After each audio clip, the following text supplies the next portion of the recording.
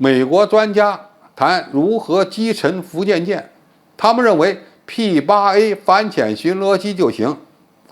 这个脑洞是不是开的有点太大了？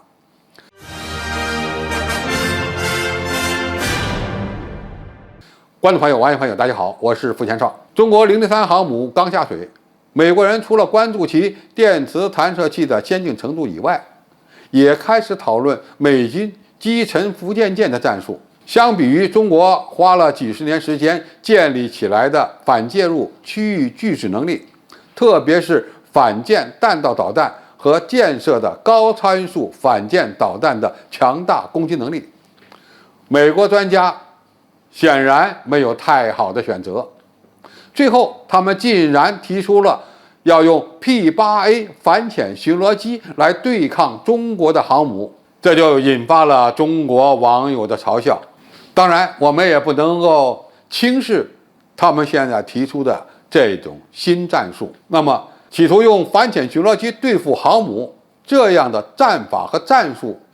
到底是什么概念？它有用吗？一位美国的名为杰夫·斯科格尔的军事记者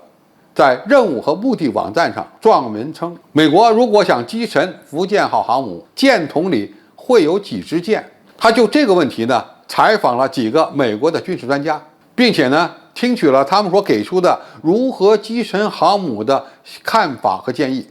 这位作者称，除非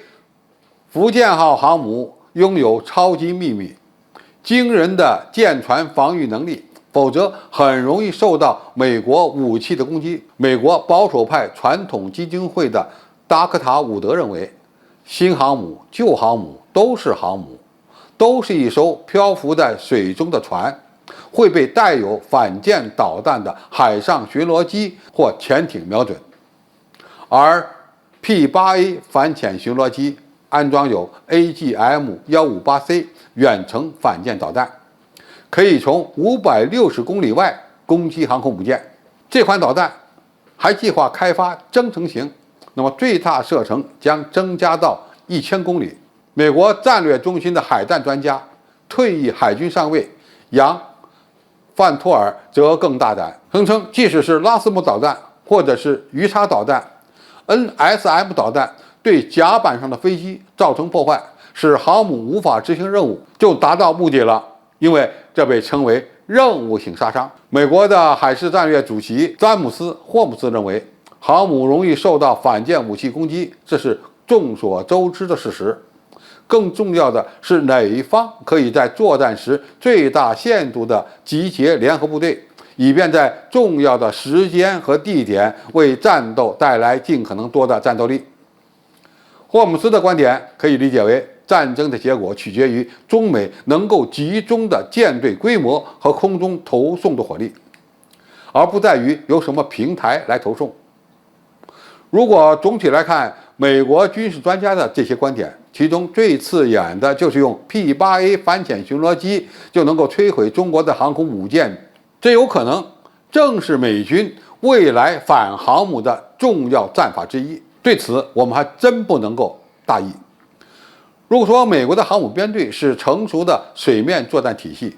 那么中国的003航母战斗群在未来就是新锐的战斗体系。如果双方在西太平洋的深海展开大对决，那么中国主力战舰上因为配备有射程上千公里的高超音速反舰弹道导弹，再配合空警600、无人攻击机、舰载战斗机和卫星所提供的态势感知能力，美军航母舰载机400公里左右的巡逻半径根本就无法对003航母构成威胁，而且中国的高超音速反舰导弹几乎是无法防御的。这种战法已经改变了传统航母固有的游戏规则，所以未来对我军航母编队真正能够构成威胁的，反而是美军现在正在秘密研发的射程达到1000公里的隐身巡航导弹。而能够搭载这类导弹的飞机，一般都不是航母舰载机，而是美军的轰炸机以及 P-8A 反潜巡逻机。所以说，美国的 P-8A 反潜巡逻机是中国航母编队的重要威胁之一，并不为过。这一点呢，也不能证明这些美国专家很水。不管怎么讲，美军的这款远射程的巡航导弹虽然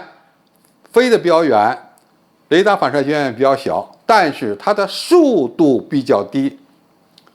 相比于同样是射程1000甚至1500公里的